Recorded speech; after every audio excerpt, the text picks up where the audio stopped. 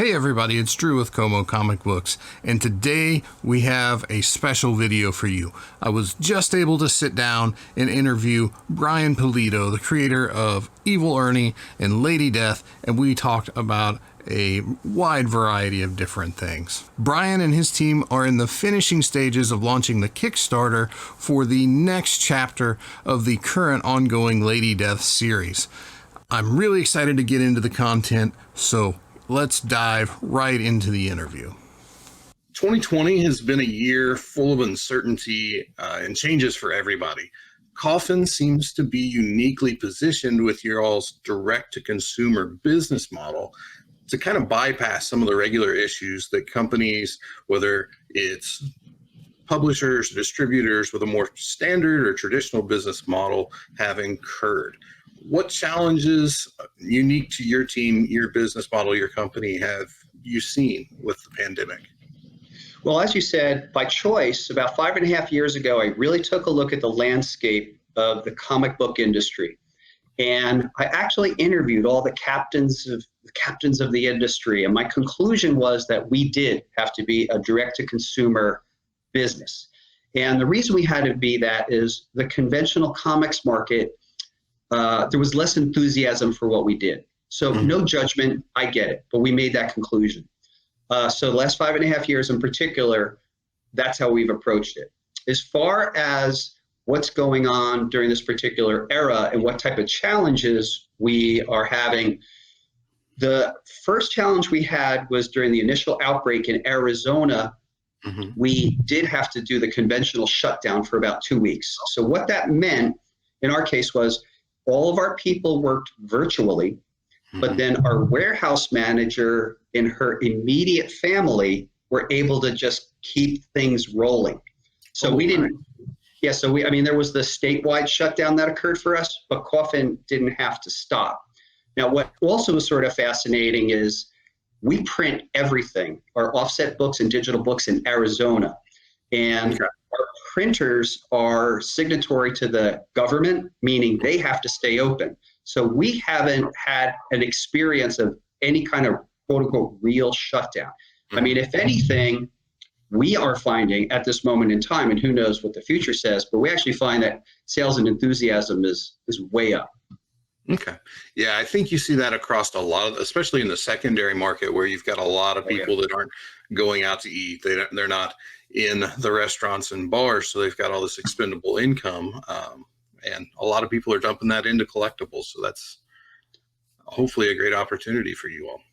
Yes. I mean, to continue to answer the question, I took it upon myself to use the time to get further ahead in our publishing schedule. So what that translates to is we're in production on books that will come out in May and August of 2021, respectively. So we're able to really just sort of buckle down and get way ahead. Absolutely. Yeah, that's great. I mean, maybe you have room for another project. Something else you can squeeze in down the road. Who knows? It's interesting you say that. The reason why we decided to get ahead is storyline for next year is a company-wide event. And there's a lot of characters crossing over and interacting. And so we know we needed more time to craft these stories so all the various characters get their moments. And we're going to market and promote it in a bigger fashion than we've done before in a lot of different ways. So we had to kind of break these stories down and really know where we were headed so that we could kind of start building all that stuff out. The more tangled your web gets, the more lead time it takes. I think so, yeah. All right. And even if we have to switch things around. So, yeah. Cool. All right. Well, in doing research for the interview, I noticed that marketing seems to be a bit of a passion of yours. Yeah. In a world where branding, engagement, and impression conversion are essential, how do you balance Brian, the creator, and Brian, the businessman? It's a fair question, Drew, and it's a challenge because there's different domains of accountability that I have. So this is really what I do and what I've done since the beginning. When I begin my work, technically speaking, the first up until lunch, comic book creator. So what I'm doing is I'm writing stories, plotting stories, or in the domain of publishing, I'm charting the course. Okay. And then comes the meal, and I'm very methodical. Then comes the meal, and then in the afternoon, now more hands-on admin. We are looking at maybe settings and looking ahead in different areas. Now, the interesting is, for my entire professional career, I work out of my home office until about 3 o'clock every day, and it's at 3 o'clock I then go into our building, HQ. And then, however, I'm in touch with everybody all the time. I'm not, I'm not in the backyard hanging out at the pool. I'm on my grind. So the best way I've been able to manage these things is be pretty compartmentalized with time. Like even tomorrow is Saturday as we record, and first 2 hours of my Saturday before anything gets going, there's a plot point at the end of Lady Death chapter 15, which we begin next March. It's an important point. Myself, my co-writer Mike McLean, it really influences what happens in the next chapter, and just that one page is going to get about 2 hours. So, just because. So the best way I've been able to do it, and struggle isn't a word, but there's always that different hats, and there's different abilities, and the creative person, in my case, needs a lot of solitude, a lot of quiet. But obviously the publisher and the person who's charting the course, let's say in marketing, for example, that person has to be very, I could lay out the plan, but then we have to go out and act. And as you and I speak, there's that other element, which is, that person that's out there on social media and, spreading the gospel, so to speak. So I think they're all different elements, one personality, all own time. Interesting. All right. Good to know. I think compartmentalization is very important, and a lot of the people I see that are successful that have to wear many hats, that type of approach is how they really maintain that level of success. Well, thank you. Well, speaking of, though, what I'd also, the next cut on that, I don't believe, so I believe in what I call complete work. So if I'm working on my first session of the day, it is about the create. That's the only thing I'm thinking about thoroughly and very completely. I could jump over to a different topic. I come back to piece and keep looking at it until it's refined. I think multitasking is highly overrated. I just believe in complete work topic and then move to complete work on the next topic. Awesome. Okay. Well, it's definitely working for you so far. 28-year game. That's a good run. So far, so good. So you've had a lot of success in the crowdfunding space. How does crowdfunding your projects and operating on the direct-to-consumer business model, how has that changed your approach to comic book creation? Well, okay, so we're still in the initial plan that I built over 5.5 years ago. And so when I just get in space, I had to my own research on, and I had to take a look at how do I make that work for us? So I knew over time I wanted to get to 4 projects a year. So that means quarterly. And I wanted to get every project into people's hands within 8 weeks close. And we've done that in every campaign except one. And the one that we didn't was a little later, but everybody was fine. The quick version of that story is we worked with, but they didn't like a sex scene that we had in our book. They said, if you change it, we'll print. And we're like, yeah, we're not changed. So we went and got another printer, la-di-da. In my research, I kind of realized that chasing down the monthly periodical game was not for me anymore. For several reasons. On a business sense, you take the best-selling comic on earth. That number 1 starts at a certain plateau. And then number 2, 3, 4, 5, no matter what it's in the floppy format or even the trade format, it just goes down. And it's this horrible cycle sheet that exists in our industry. So what I took a look at and decided was this. I looked at an author like Stephen King. So Stephen King, older guy, I'm 58. So I looked at Stephen's career obviously a different career, different stratosphere. But what I realized is that Stephen King had a constant reader. So Stephen King could put out something every 6 months, every year, and somehow his reader was with him. So I chose to have confidence in this, in that if I put something out every 3 months or 4 months, that people would want to play, as opposed to chasing down the monthly game. So this is my roundabout way of answering you. It's saying that what crowdfunding allows, it's sort of the limit too, is just a certain amount of projects in a given year. In our case, we go for 4. But what I can say, that's the background of the decision making. And I felt very comfortable with that type of output of 200 brand new story pages a year, plus all the crazy fun wackadoodle promotions that go around it. Well, that's a very nice pace. So everybody very, very busy. Yet what I hadn't counted on, in a positive sense, is how much of an influence crowdfunding has been on just our basic mail order business. I mean, it's far beyond what we'd ever imagined a couple of years ago, the influence it's had. I mean, a positive influence. So I guess those are some of the basic ideas and some of the background thinking of how we chose to approach it so far. Okay. I'm going to shift a little more into some of the actual comics and influences on your work. Your characters are some of the first that come to mind when I think of horror comics, especially in the modern era. What was the inspiration for your fascination or focus on the horror genre? Did EC Comics have an influence on you? Was there outside non-comic media that weighed in?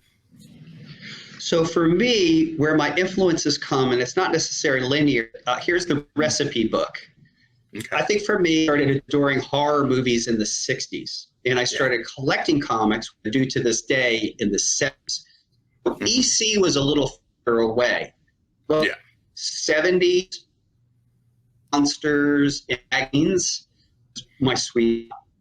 So you have the horror movies, you have like hard rock and heavy metal in the 70s.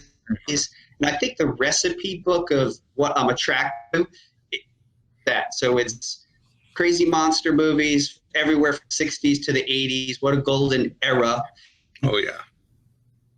The comics that I probably would say are probably the most influential in the town would be probably mid-70s, mid-80s. So that ranges everything from, Ghost Rider, Werewolf by Night, Monster Frankenstein, and all the little magazines, and then all the way through some of the cool superhero stuff, whether it be Dark Knight Returns, Secret Wars, just a fun, that run was such a fun era. And then for me, on top of it all, is the love of rock and roll and hip. So always I'm enjoying all this stuff, but I'm Black Sabbath, Metallica, etc. So I'd have to say that particular recipe kind of what, is the lightning bolt. Gotcha. Yeah, I grew up in a house where my mom absolutely loved B science fiction movies. So that is awesome. I'm probably one of the few people of my generation that would be perfectly fine just sitting watching old sci-fi movies, clear up through the 80s movies that, you love and we've all been influenced by up to this point. We have to give big shout out and credit to my mom. My mom was the exact same. I was maybe 4 years old. She was always showing me horror movies. My first recollection of a movie was The Hideous Sun Demon. And we're watching a movie, and I remember kind of hiding behind her and watching this movie. And at the time, it was utterly frightening. Now I look back, nada. But at the time, and I think just to be kind of cool with my mom, I wanted to watch these movies. And in the watching of them, I just have such a connection of kind of love and family when I watch horror movies in the truth. So, yeah, I came up in the era of TBS did the Saturday night horror movie double feature, and they mixed. Yeah, that was I can't remember who hosted it, but yeah, that was great. For us, tri-state area of New York, New Jersey, we had a Chiller Theater and Creature Feature. So we had those. We had this 6-fingered hand crawling out, and that was the intro. But yeah, and then they just spool off all these kooky movies. And I still love them to this day. Like I tell everybody, really on a weekend and say, okay, go watch films, drink beer, and listen to heavy metal. And read. Like a plan to me. Exactly. So as the writer of multiple horror titles and characters, you've produced your fair share of chilling moments in comics. Ah, yes. With that in mind, what, in your opinion, is the most frightening moment in comics for Brian? Oh, wow. Oh, my. Most frightening moment in comics. You know, it's funny you say that. I mean, first thing that came to my mind is the birth of Dr. Manhattan. Yes. You know, that was done. It just explodes apart. And then comes back together. Human being is pulled apart completely. And I know it's not conventional horror, but you said that was the first thing that came to mind. Yeah. That was, I mean, it's interesting because sci-fi we love has that element, and horror is one of those rare genres where the element of horror could run through almost other genre. And I guess we said that particular moment. I mean, another one, didn't the comedians have a line like, someone says, "What happened to the American dream?" And he's there with a cigar, and he's like, "You're looking, baby." I mean, that's chilling. It's not. Yeah. This is the American dream. This is the American dream. And some people, Watchmen, they may or may not get that. You know, this is a satirical commentary on, heroics. It's not. By the same token, I can enjoy it as that, but I remember that was a chiller, I think. Absolutely.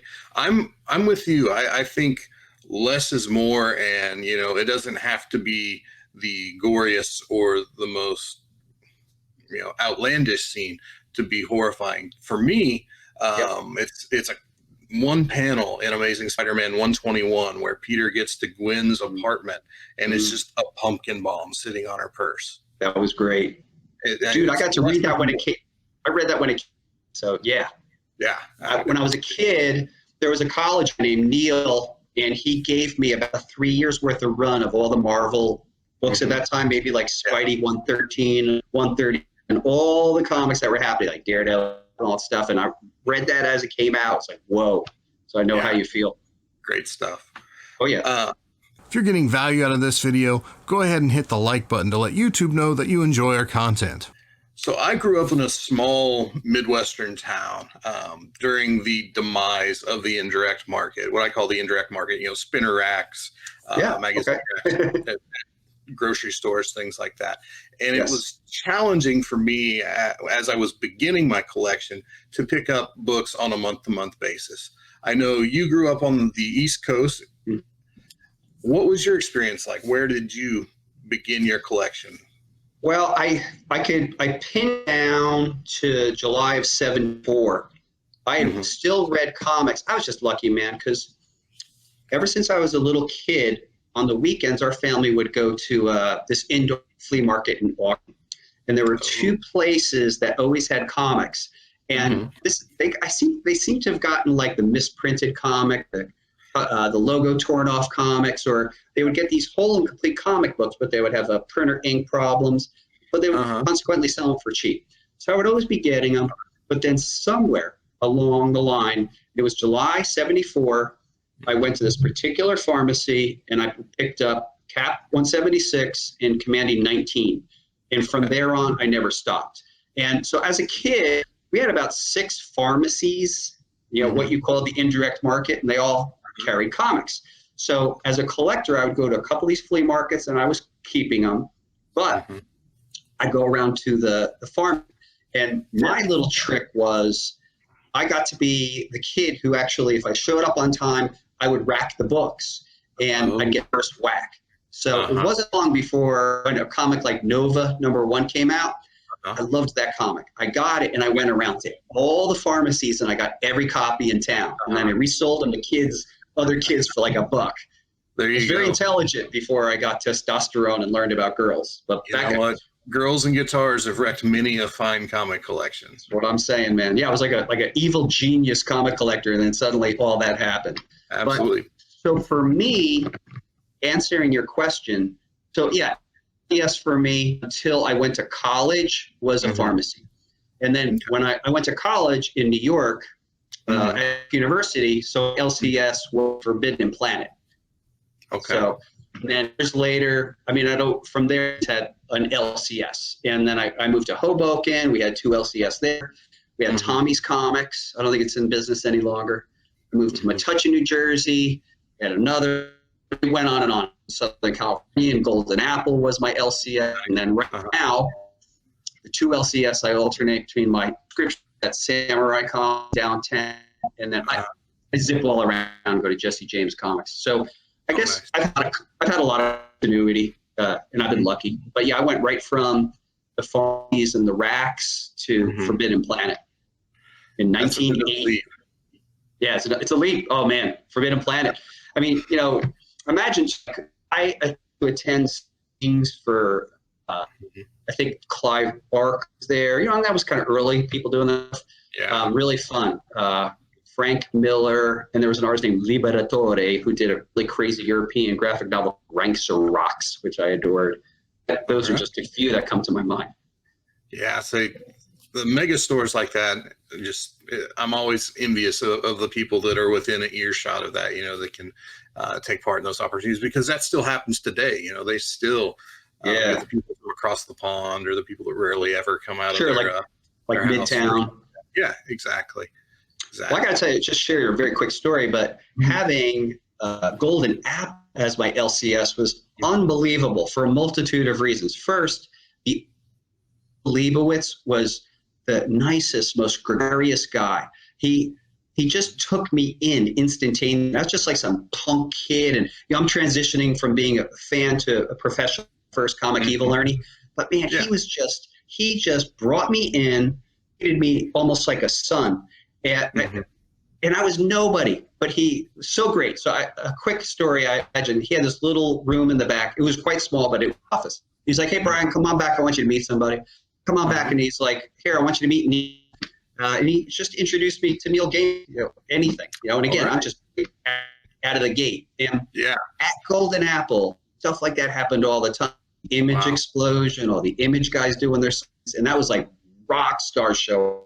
So it was like being a fly on the wall of that early 90s history. A lot of fun. Man, if those walls could speak. Absolutely. Rest in peace, Bill Leibowitz. He's just an original, just like a lovely, lovely man. Yeah, we're losing so many great ambassadors, that have supported the hobby for decades and decades, and that's a great example. Yeah, and speaking of marketing, like I act for it that people say, but man, Bill Leibowitz, he was magic. Yeah. He was magic. So you're a well-known Captain America fan. You mentioned picking up your first issue.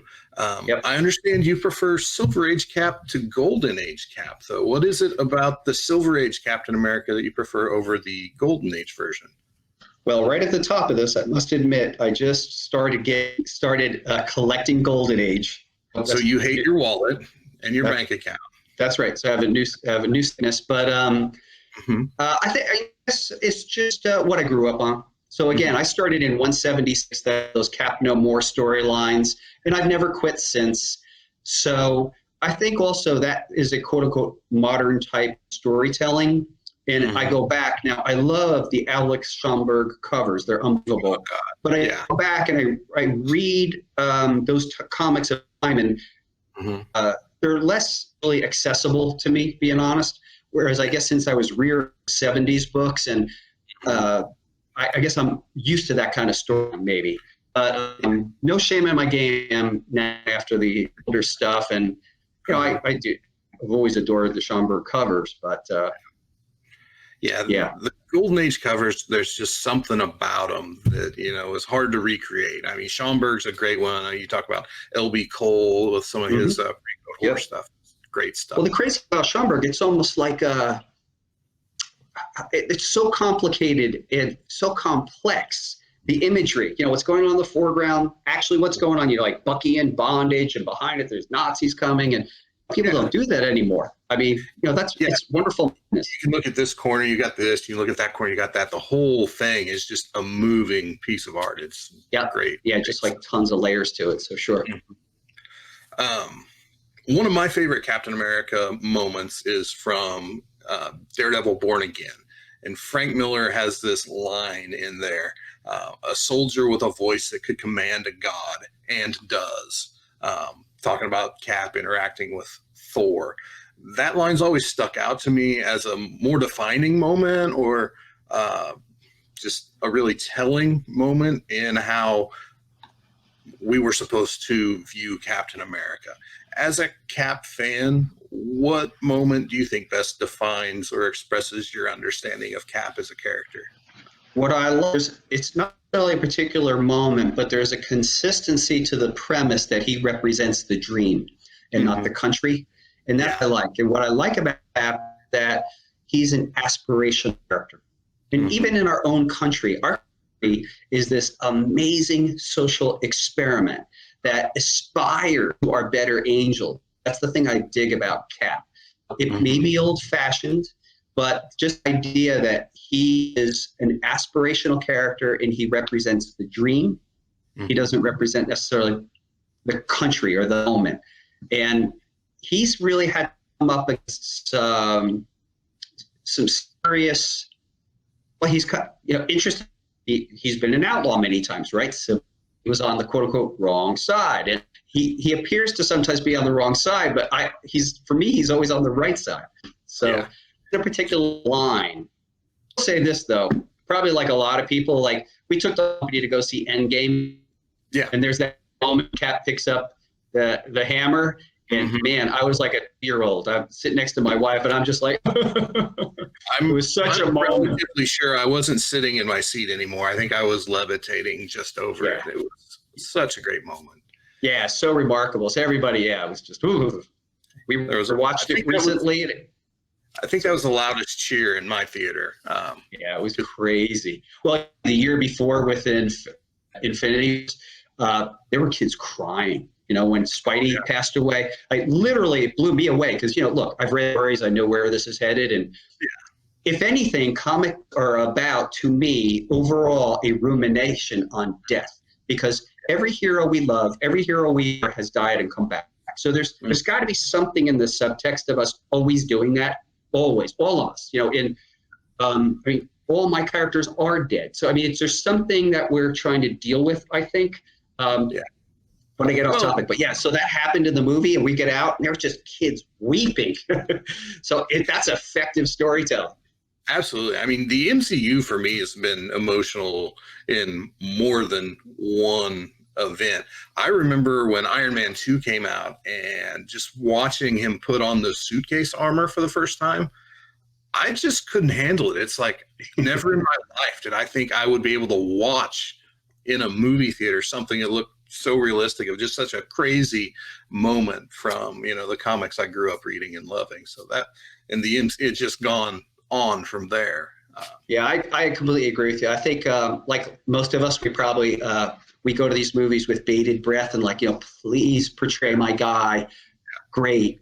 And for me, Cap, all of them, Winter Soldier, like fantastic. So all those moments. I'm a Spidey guy. So we're in a rough spot right now. I'm kind of waiting for that great classic Spider-Man moment in the MCU. So hopefully we'll get there soon. I'm sure you will.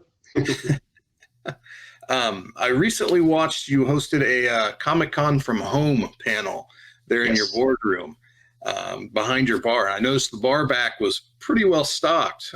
What's your drink of choice while you're conducting business there in the boardroom?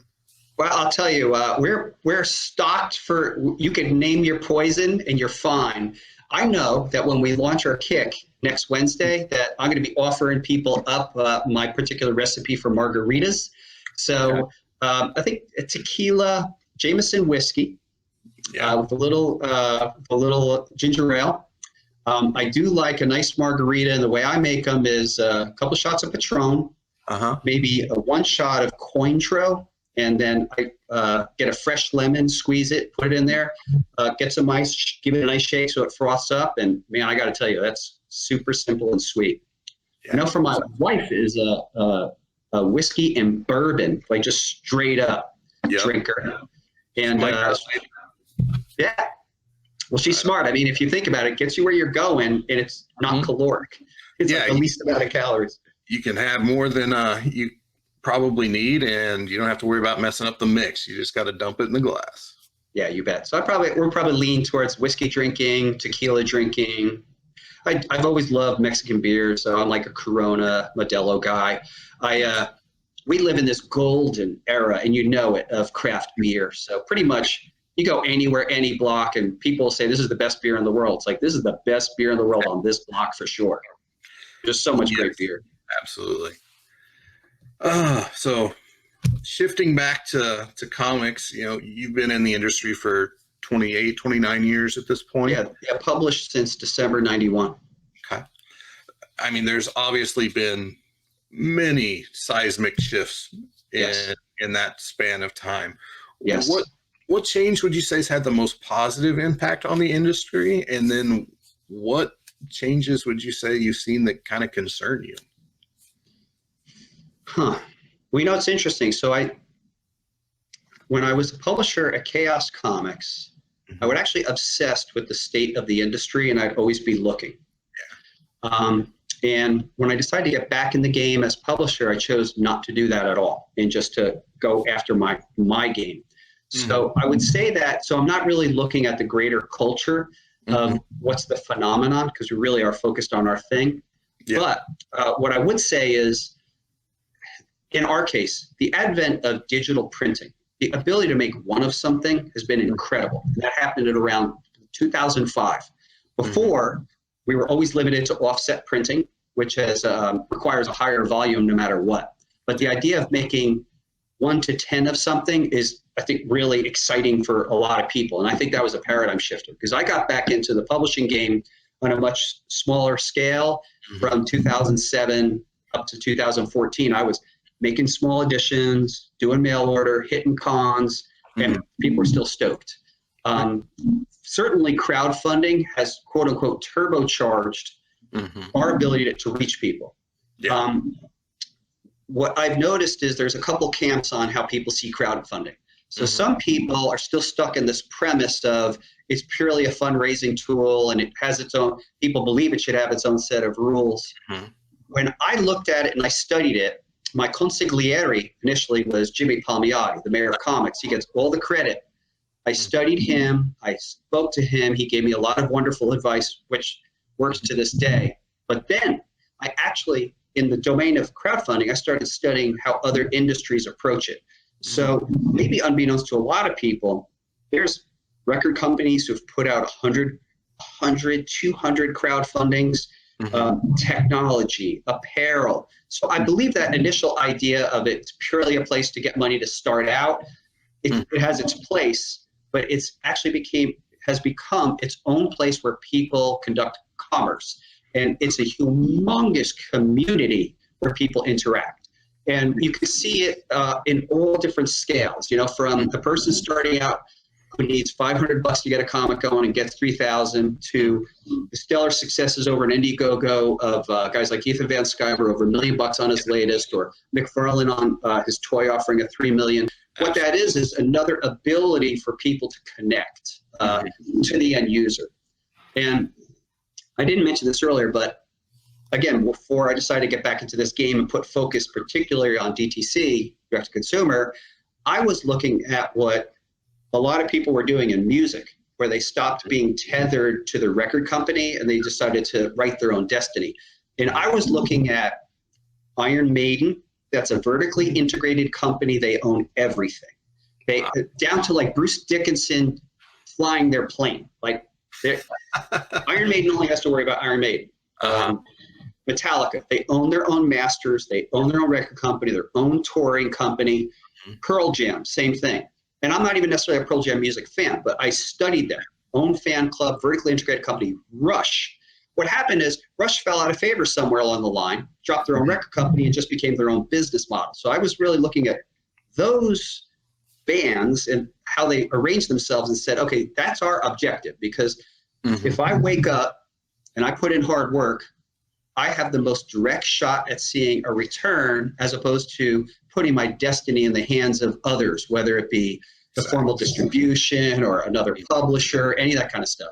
I mean, I didn't know what would happen, but I knew what I was willing to make happen. And it could, I believe that it could more likely bear fruit if there's just no middleman. Exactly. Yeah, you're not lining other people's pockets, you're lining your own. The risk is all on you, but so is the reward at that point. Well, it's a real practical thing too, because we just wanted for myself and our team and the creators that work with us, we just want to be able to make a reasonable living. And, comics, as wonderful as it is, and we all love it, and I wouldn't change it, because unfortunately what I always say is I didn't pick comics picked me. Yeah. But it's not like sports where there's 200 multimillionaires in comics. It's a handful, and then everyone else is working really hard, and a lot of people have never won the tournament. It's tough, right? So again, I had to look at it from that perspective to take care of our own household, to make a decent wage so that we can repeat it and take care of our staff and pay a real wage to the artists who work with us. Yeah. I just didn't want to be 5 years into redoing this stuff, and I'm paying wages that people can't live under. So hence DTC allows us to do that. Awesome. Okay. Oh, I was watching an interview you gave. I think it was at a comic convention a few years back, and you equated your comic characters that you've created to your own children. I want to know. I've also seen that you're at peace with the evil Ernie situation. Mm-hmm. And I wonder, as a creator, do you ever start to work on a new story and feel the loss of what would essentially be your eldest child, your original breakthrough property? Do you ever catch yourself trying to plug him in, and kind of the reality sets in where you've got to back the train up and correct? Well, so we're speaking about Ernie and the loss of him during the bankruptcy and owned by someone else. I think, in life, it's tough. I'm not saying I'm reconciled where it's all peaches and cream, but I just understand, I'm going to live with a certain amount of pain about that. And that's how it got dealt, and that's life. So I don't actually, what I miss most about the character is a certain energy that he espoused. And I know what the ingredients were. I've never seen them replicated. I don't know that they will. However, what's emerging and what's kind of fun is recognizing that character represented a certain type of energy. Well, now I can actually apply that to new characters. And that's really what is forthcoming. We do have a newer character. He is not the same at all, but there begins to have that youthful, heavy metal energy, high energy splattery effect. And so we do have a new guy that we're introducing. And into next year, we have even a guy that's has that energy and has maybe some of the jokester quality, mischievous quality. So the odd thing too about being a comic creator is I can find myself continuing to tell a story. So there were stories that I created for evil Ernie that because of the bankruptcy, I never got to tell, but they exist. So as a small example, I had this one called Disaster Piece, and it was really about the fall of Manhattan at the hands of evil Ernie and a small family trying to get out, while this is all happening. So, so I mean, the truth is, it is bittersweet, and sometimes that's as good as it gets in life, and I can accept that it'll be bittersweet. Okay, that's good to know. Let's see here. Kind of getting towards the end. That's fine. You've got a well-established career at this point. You've created multiple characters, worked with multiple licensed properties. What does the motivation look like when you're at this point in your career compared to when you first began? Are you able to sustain that initial motivation that got you into the business, or does that change over the years? What keeps Brian going at this point? I mean, it's a great question, because I'm probably more fired up than ever, but the best way I could describe it to you is I work every day like I am dirt poor. It's probably just like how I was raised. I definitely come from working class folk, and it's in the DNA. I saw it. Like my dad passed away, and I met one of his brothers this is many years ago. But I met one of his brothers for the first time, and then his brother's son for the first time. They were estranged, and in conversation, it was clear to me there was just something in the DNA that's a very get up and go to work kind of person. I am probably more motivated now than ever. My plans, I think one of the things is I feel I'm so behind in my plans because I have storylines that go out 10 years from now, and I'm still like stoked for them. And even like it's come Wednesday, we're launching a new kick, yet we are in production on storylines a year from now, and we're plotting storylines that go on for years past that. So I don't know. There's not, I mean, probably it's best if you ask my staff because I'm pretty fired up. People know it's like I'm not slowing down for anybody or anything. I got too much to do. So is that fair to say, Jimmy? I'm just fired up. So I'm not in like my Fat Elvis period or where I'm like, it's time for me to kick it back because I don't quite have that to begin with. Like, I just don't. So do you ever feel the weight of having that mental log that's 10 years ahead of where you are? Does that ever weigh on you and help drive you? It's like, okay, I want to get here before. Well, I'm completely human and definitely diagnosed as a person who has anxiety disorder. Like in 97 I was diagnosed with obsessive compulsive disorder, and I was struggling with it for most of my adult life. But I must be one of those like high functioning anxiety people. And I'm just in front. Pardon me? You're able to focus it, point it in a direction, and just I think I'm high functioning. But so like I'm human, so every day isn't the perfect day, and there's better than others. And I think if you're like a grinder, and I'm a bit of a grinder, the expectation is high. And so so sometimes some days are tougher than others, but luckily I'm high functioning. So that means not too much stops me from, going forward. I mean, I actually might if something's kind of getting to me, I might actually just give myself a timeout, like a 5-minute timeout and then come back to it. But as most people know too, I say this like 10 to 14 days before a Kickstarter, every Kickstarter, like the nerves just start going. Pre-show butterflies. Big time. And, on one hand, I could act like, I got this thing wired, but I actually think the future is completely unwritten. So, of course, like, I never count that nothing's a done deal. No free lunch in comics. I've learned that 100 times over. Like, there's just you got to earn it every day. So, absolutely. That's what I'm willing to do every morning is to kind of wake up. It's like, okay, let's earn it today. Let's earn it. There you go. So Lady Death season 12 is right around the corner. Yes. Give us a glimpse what you have in store for her and in this new season, and how can my subscribers get involved? Where can they pick it up? How can they get their hands on this latest chapter? Thank you for asking. The next chapter in Lady Death's Undead Life will be offered via Kickstarter beginning this Wednesday at 7 p.m. Pacific Daylight Time. The story is called Treacherous Infamy. This is Lady Death, the Evil Unleashed. It is the 12th chapter in Lady Death's Undead Life during the Coffin Comics era. And we've actually, in this storyline, brought her back to her evil roots. Way back when, during Evil Ernie Youth Gone Wild, the presentation of Lady Death she was a bad guy. And something happened in the story earlier this year in chapter 11. She's evil. And this is the fruition of that. So if people are interested, while this is the 12th chapter, our Kickstarter campaign will actually offer some of our former chapters. Jimmy, would you mind taking a look at the library for a second? So it'll show you, we will offer either as a set or individually all the previous chapters. They're 48-page, square-bound, featuring 43 to 56 pages of story and art.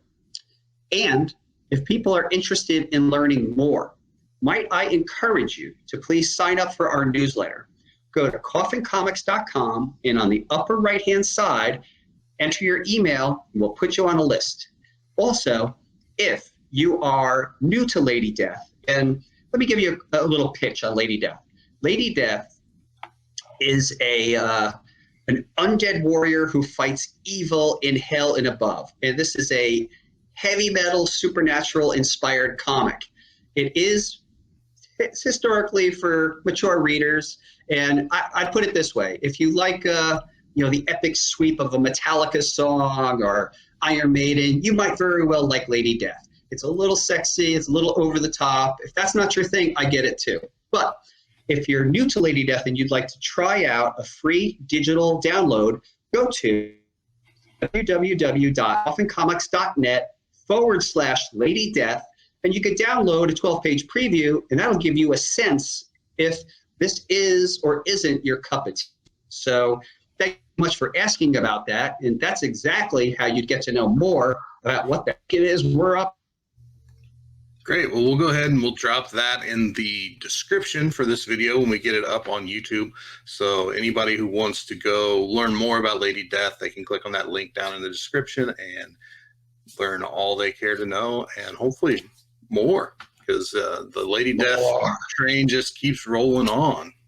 So it keeps rolling on, and everyone's endorsement and support has allowed us to do some miraculous things, including you're only getting a glimpse of this wonderful building we're in that we call HQ.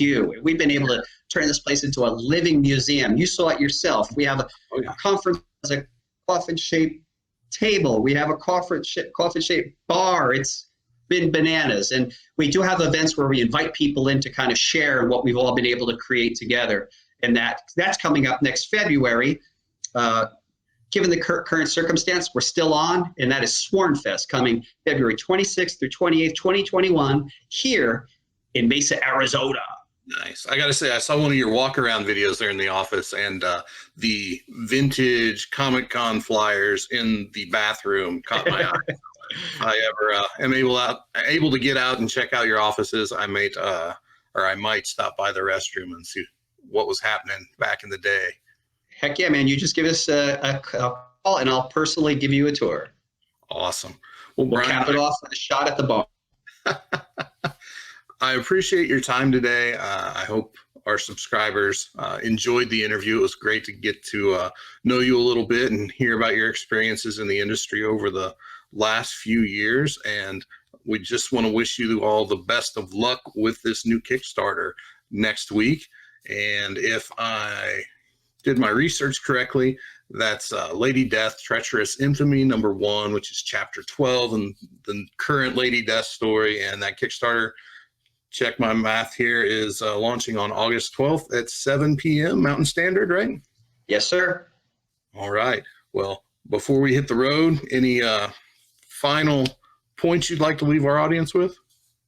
Well, first, I'd like to thank you for this opportunity, and thank you to your subscribers for giving this a listen. I really appreciate it. And what I'd like to say is, in conclusion, do what I like to do, which is read some comics, drink some beer, and watch some horror movies. It doesn't get better than that, folks. Sign me up, man. Right on, man. Thank you. Thank you so much for squeezing us in here at the end of the work week. And, like I said, best wishes with this new Kickstarter. Thank you. Thank you so much, man. I really appreciate the opportunity. Have a great weekend. Brian and his team are working very hard to get this next chapter of the Lady Death saga out into the hands of collectors and readers. If you are interested in catching up with Lady Death, I encourage you to follow the links in the description below, look around the Coffin site, check out some of the other characters and the other books that they're working on and they have available. I think you'll enjoy what you find. If you enjoyed today's video, be sure to hit like, hit subscribe, and ring the notification bell so that you're notified every time we upload a new video. Hope everybody has a great rest of the weekend, and we will see you in the next video.